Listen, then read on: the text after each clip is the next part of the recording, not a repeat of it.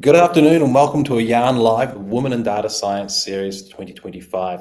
I'm your host Ryan Ashton, and today we have a very revered guest, and Bryony J, who's the Provost for Victoria University Wellington, the host of the event, and also it's within the Victoria University at the Centre for Artificial Intelligence Research. So it's a great honour that we're able to have your time, Bryony, and we're going to have an awesome discussion today looking at science, data science, WiDS, and of course your background and Victoria University. So with that, could I ask you to introduce yourself and give us a little bit of an overview of, and also your relationship with WiDS? Yeah, sure. Thank you. Thanks, Ryan. Thanks for inviting me along for the chat.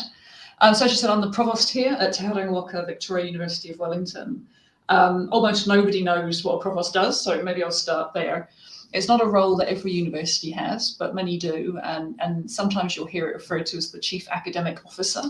So you've got the schools in a university, they sit within faculties, and the faculty sort of sit within my kete. So I look after the academic half of the university, teaching, research, academic service. So a really fun job, really enjoy it. Of course, Victoria is an incredible university, as any provost would tell you about their own university. We're located here in the capital city, and pretty well woven through the civic machinery of Aotearoa because of where we are and what we do.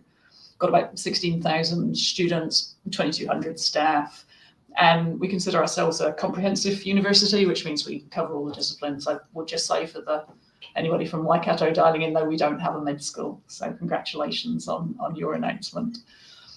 In the context of women in data science, as Victoria sits in this space, I think it's fair to say that Vic has been a global leader in computer science, data science, and now most latterly artificial intelligence for a very long time. And it's just great that we host the Women in Data Science Symposium. It's a very natural fit for us. And when I was reflecting as well, I think Victoria obviously has a really strong reputation in the arts and humanities and the social sciences. And when you think about what's going on with data science and AI at the moment, that safety net of the humanities and the social sciences, I think is incredibly important. So I think we're a natural place to have those kind of conversations about the education, the ethics, the extremes of data-driven AI accelerating society. So I just feel that everything's kind of here on our doorstep, and it's a good place to have these conversations. And WiDS, that my relationship with WiDS, I'm not a data scientist, I do need to say that up front. Basically, the wonderful Professor Ivy Liu asked me to speak and say a few words, and one of my great pleasures here is that I also look after the Women in Leadership program. So when a wonderful woman leader like Ivy asks, I just say yes.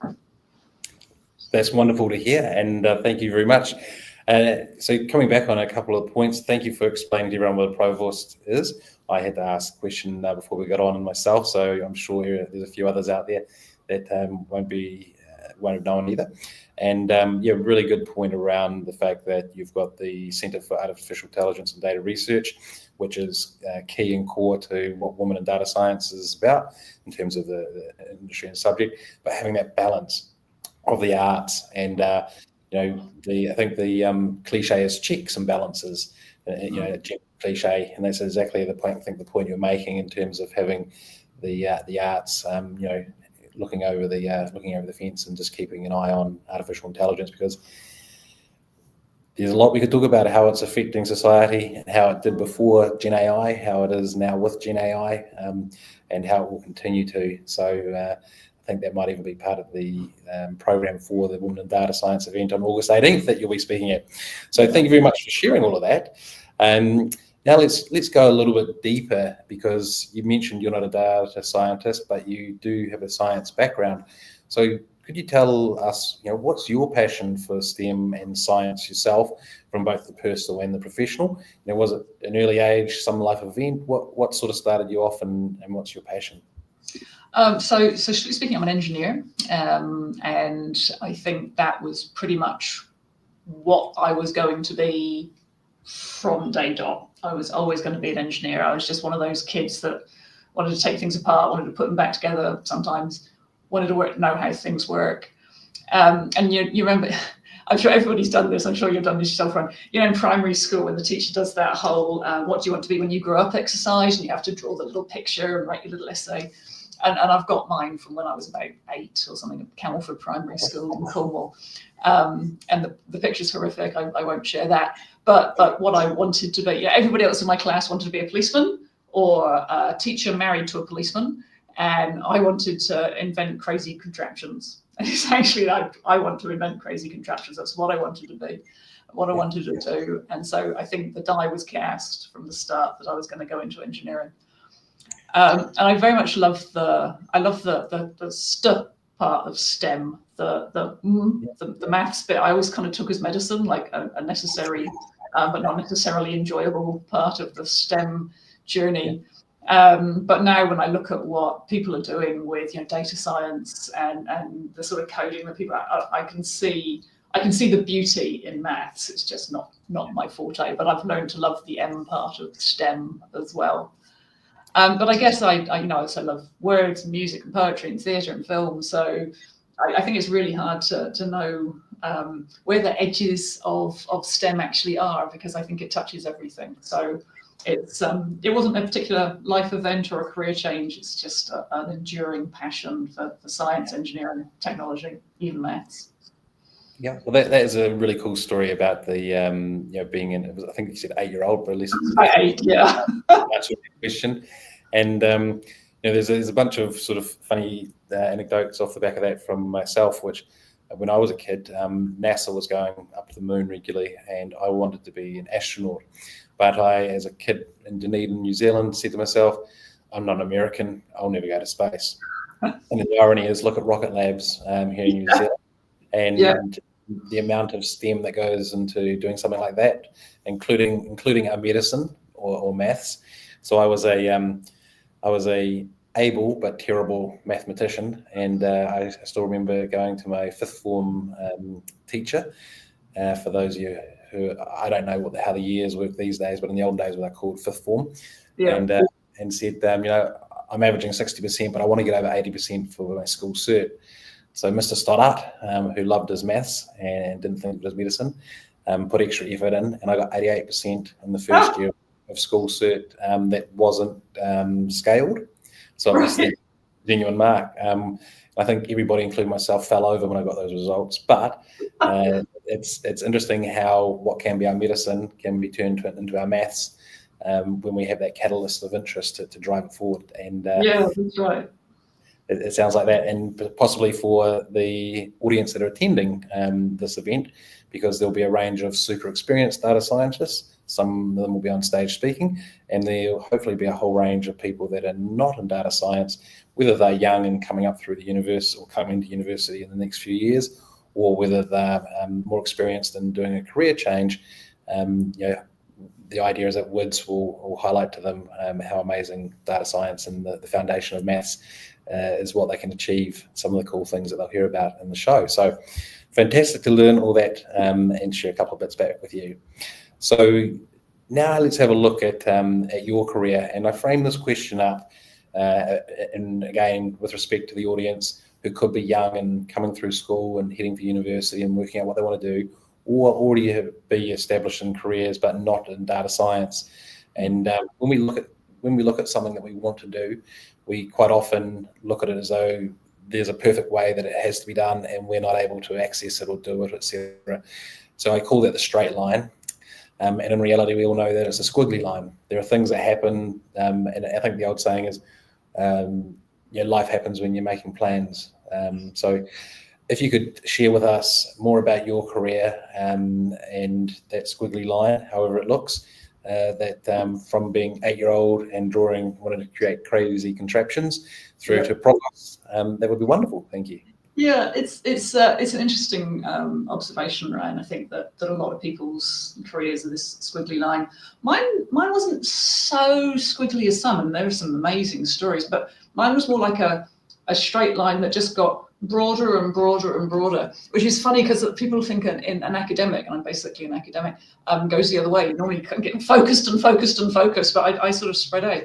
So I started my undergraduate degree at the University of Bath in England, and I started in mechanical engineering. That was all I wanted to be. I wanted to be a mechanical engineer.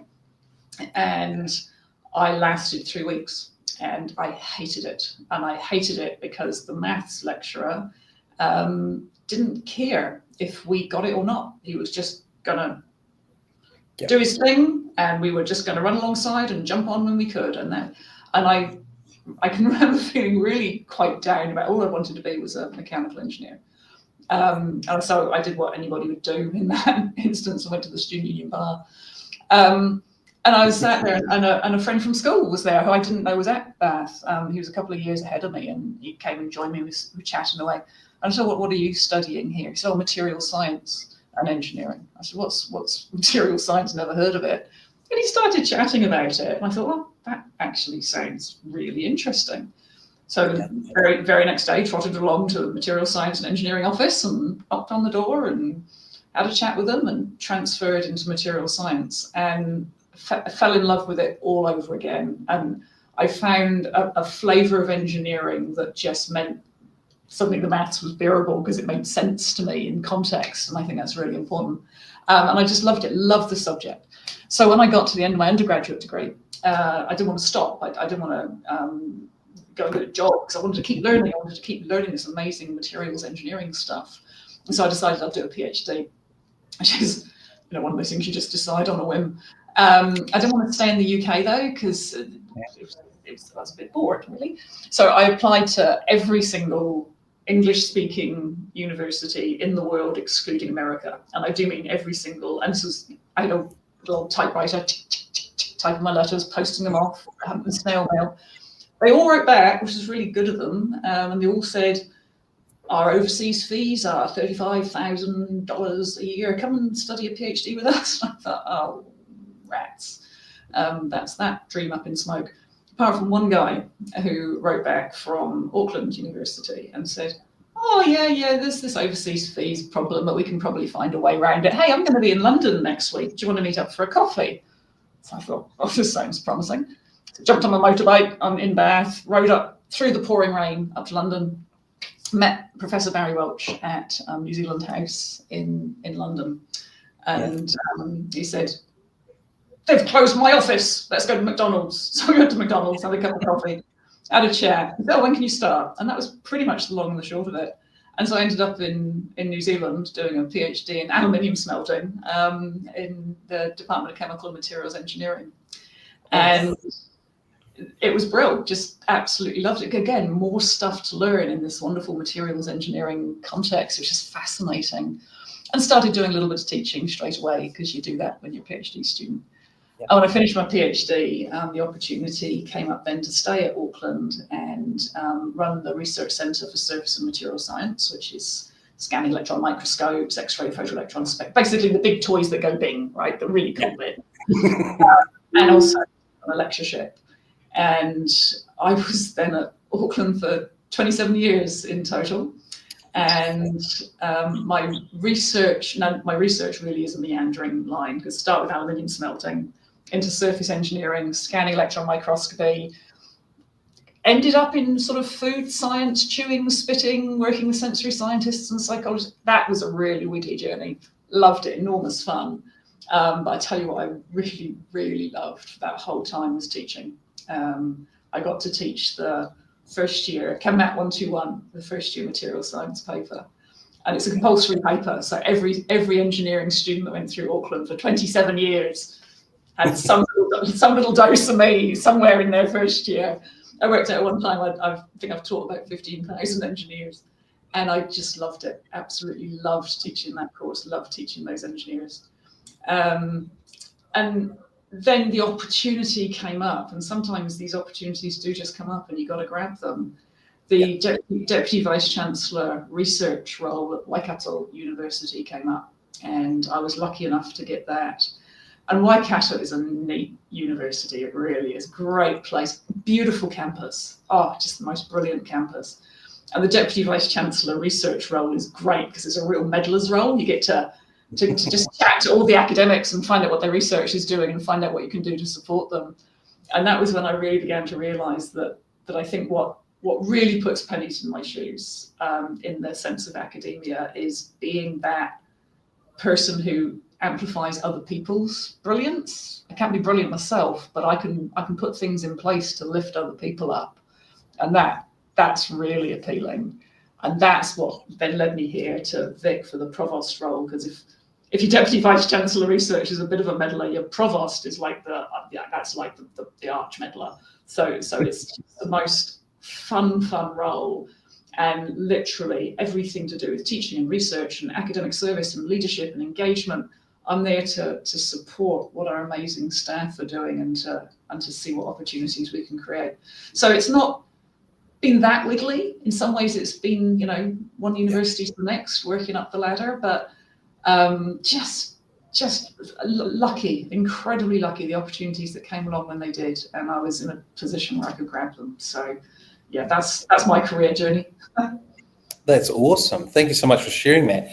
And there's a number of points that binged as I was hearing them for me, and one of them was actually what appears like the same sentiment from teaching the materials course at Auckland Uni to being the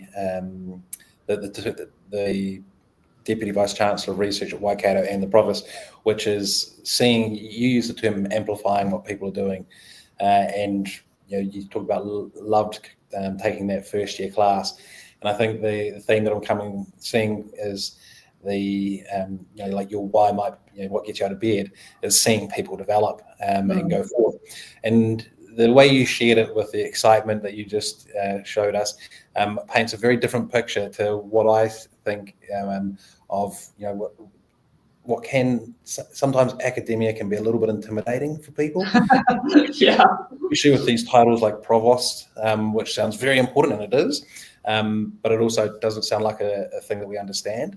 So it's great for you to open up and show people that behind these big titles is a really caring human that wants to see people amplify their brilliance, and that's what drives your passion for what you do. So the perception of what people might have, like I did, and not just the provost role, but all sorts of vice chancellor, all these titles that sound so intimidating, but to meet the human behind it who wants everyone to do their best. So that was really interesting. And you mentioned machines that go bing, all the fancy toys.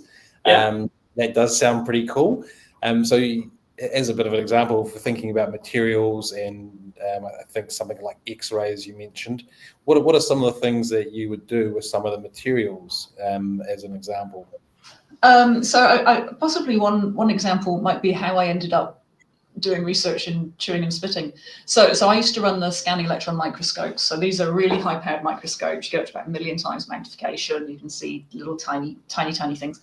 And they're just engrossing. They're just the most amazing. I always love microscopes.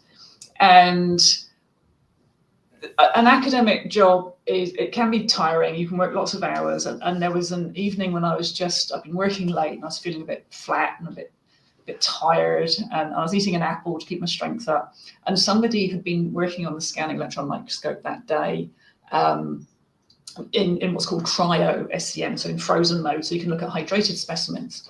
I'm eating a hydrated apple, right? So I'm thinking like, oh, I know what I'm going to do. $1 million microscope, why would you not stuff a piece of apple in there? So I put a piece of apple in the microscope and froze it down and was looking at it, and it was just one of those little moments where you just see into a different world. You just disappear down that rabbit hole, and I just had a lovely couple of hours and felt all rejuvenated. But the thing was, the next day our food scientist Bronwyn Smith had come over and was chatting to me, and I said, oh, this is what I was doing yesterday evening. I was showing them pictures of this apple. And she started talking about it in biological terms, in plant material terms, and talking about the parenchyma cells and how you had the middle lamella and these cellulose microfibrils. And and as she was talking, I realized what she was talking about was materials engineering but using a different language. Where she was talking about this middle lamella there, I was thinking about the adhesion between these two cells. When she was talking about turgor, which was the pressure of the apple juice in the cell, I could see that that would give it a certain strength that was a materials property. And so we started chatting, and that changed everything for me. I was then a material scientist working in metals and ceramics and all the traditional stuff. And because she gave me a window into looking at food as a material, I realized all my skills could pivot. And it was suddenly this really fun new direction to go off in. And it led me down this whole different research path. But it was still based on everything that I'd learned as a materials engineer and everything that I was teaching the first years, strength and toughness and fracture properties. And then you think about, well, how does an apple feel when you bite into it? It's just fractured toughness. And so it was just a different way of looking at things. And that for me was quite the career pivot, to be honest. Yes, and coming back to your point about how your career got broader, that's a great example of that in action. And some of the things you're mentioning, while the terms weren't super familiar with now, and I don't think they were used in my 7th form biology class, I used to love biology, and like yourself, when I went to university, I actually did anthropology to begin with because I was fascinated with humankind. But the teacher at the 7th form was so entertaining and so interesting, and everyone loved him. And conversely, unfortunately, the lecturers of anthropology at the university I attended were not. Sadly not. Yeah. So sort of like you, I ran into a friend who knew that I was really good at art because we used to do art together as kids without being family friends. So we didn't hang out regularly, but on certain family occasions.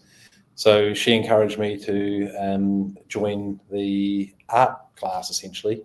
And I excelled at that and ended up working as an art director the next year. So it's the similarity of having someone have a bit of a chat and explain something to you and encourage you to come and have a look, but normally I was heading somewhere else. So to your point that you made earlier, having those discussions with people can really open our minds, and each different thing that we learn, like looking at the apple through the lens of a material engineer, will be very different to looking at it through as a food scientist. So that's right. fascinating. Also, though, isn't it interesting that one disengaging teacher or lecturer has that power? And the flip side, we always try to think, how do I engage people? How do I excite people? Yeah. It's actually quite, that comes from you, that the engagement, the excitement comes from you, but the power to disengage somebody, that sits with the lecturer every time. So we do have to be careful. Yes. And it's a very, I guess, human nature type scenario and discussion. So with that, let's have a look at our last question, big question for our session, which is, what will you be speaking about? If you could give us a little bit of a teaser, but of course, don't tell everybody everything, because we want them to come along to hear the rest at the event on August the 18th. Yeah, well, I can't tell everybody everything because I haven't decided what I'm saying yet. It's 2 weeks away. I've got plenty of time. Though Ivy did push me for a title, so I came up with the title "Stop, Collaborate, and Listen," because for me I was thinking. So this is a Women in Data Science symposium. I'm not a data scientist. I'm a scientist and engineer. What is it for me that maybe people there might need to hear? And I think possibly at the moment, if you're in data science, if you're in computer science, it must feel like a fairly scary place. I mean, it's scary watching AI swirl around us, but that whole teach your kids to code because I have a good job thing, that must be now really worrying. AI can write an app for you in 5 minutes flat. So what is it that's your special thing? If you're in data science, if you're in science more generally, what is it that's your special thing that is completely bomb-proof in terms of a future career? And it's collaboration. So in the same sense that for me, my research was interesting enough when I was doing aluminium smelting and surface engineering. It was great, it was fine. the sort of thing I wanted to talk about over dinner. You know, you'd go out for dinner with people and they say, what do you do? And I go, oh, well, you know, and change the subject. And then after that conversation with Bronwyn, it changed everything, because I was collaborating with food scientists, with psychologists, with sensory scientists. I was having to learn every day a whole new language that I'd never had to use before. And what was fascinating was I found that you've got these two languages working in parallel sometimes, and you're both saying the same thing, but you're using a different word for it. So the first thing we had to do was to create a Rosetta Stone so we understood each other. And so for me, that gave me the next lift of excitement for what my discipline could be part of, instead of this little thing on its own, part of this collaboration. And I think if I could speak to certainly some of the younger people coming through the Women in Data Science Symposium, that's what I'd say. You are incredibly valuable as a disciplinary specialist, but you are irreplaceable as a disciplinary specialist connected up with other disciplinary specialists. So stop, collaborate, and listen. Maybe don't stop, forget the stop part. Collaborate and listen. That should be in the title.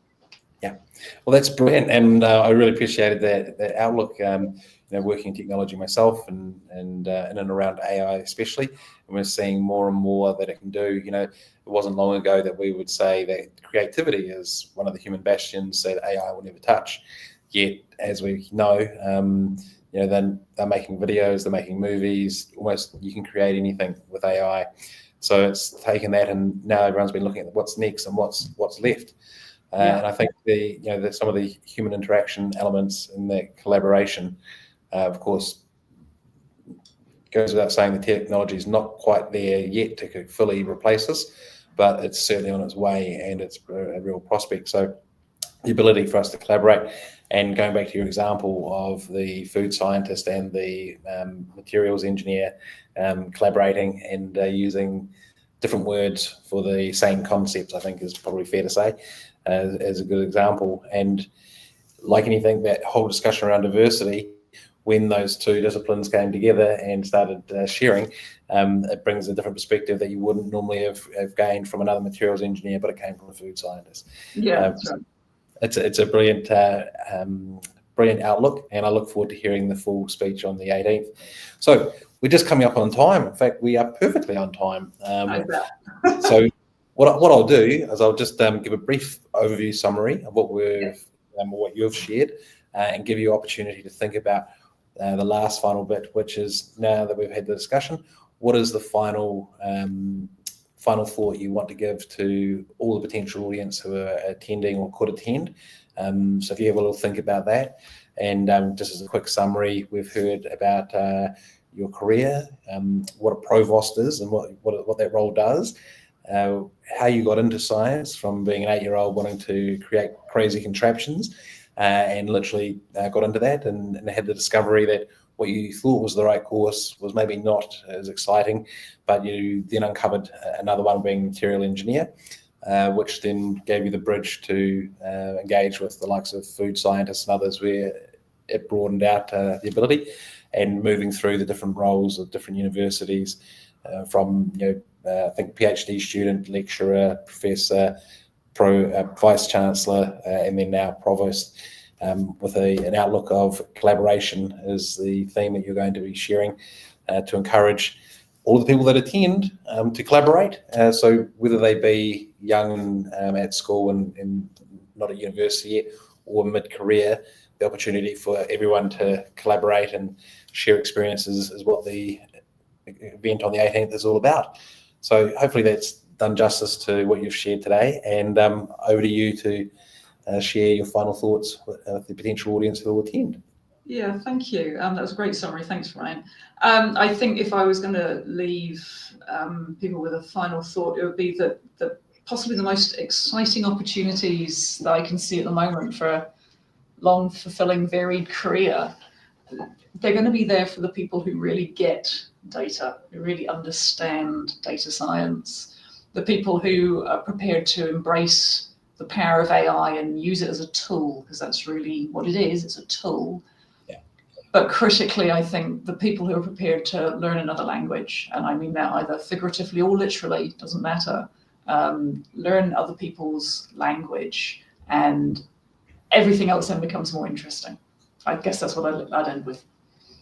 Well, that is a fantastic way to close out. So on behalf of myself, Yarn Live, and of course, Women in Data Science, I'd like to say thank you very much for being on today's show, and obviously for Victoria University and the Centre for Artificial Intelligence Research support of Women in Data Science. So thank you, thank you, thank you. Cool. Thank you very much.